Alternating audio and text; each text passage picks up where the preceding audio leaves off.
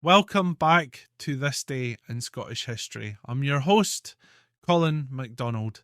Today, we journey back to the dark night of February 21st, 1437, a night of treachery, betrayal, and bloodshed that would change the course of Scottish history forever.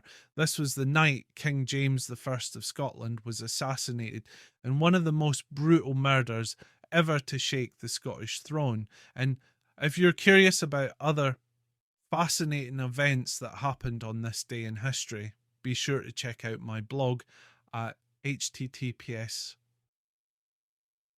bagtownclans.com/thisday. The link will be in the description. By the early 15th century, James I had been ruling Scotland for over 3 decades, but his reign was marked by tension.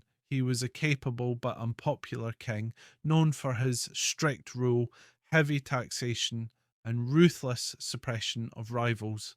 His policies angered many, but none more so than the powerful Albany Stewarts, a faction that had once controlled Scotland in James's absence. For nearly 2 decades, while James was held captive in England, the Albany Stewarts had governed Scotland as virtual rulers.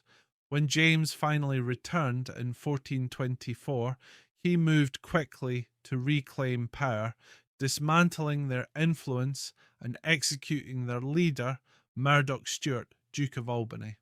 The surviving members of the family, along with their allies, nursed a deep grudge. Enter Sir Robert Graham, a noble with his own reasons for hating James.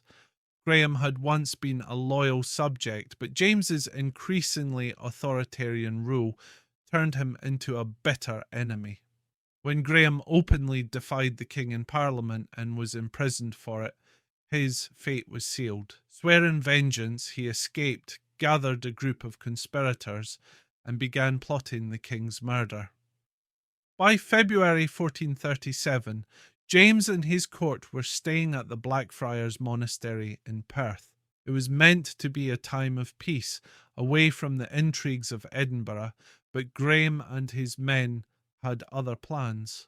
On the night of February 21st, the assassins infiltrated the monastery, aided by a traitorous servant who removed the bars from the king's chamber door. As the conspirators stormed in, James tried to escape. He knew the monastery well. There had once been a sewer tunnel leading out of the building, but in an unfortunate twist of fate, James had ordered it sealed just days before to prevent tennis balls from getting lost during games. His only route to safety was gone. Trapped in a vault beneath the floorboards, James fought for his life. Armed with nothing but his bare hands, he struggled against the assassins, but the odds were insurmountable. Graham and his men stabbed him repeatedly.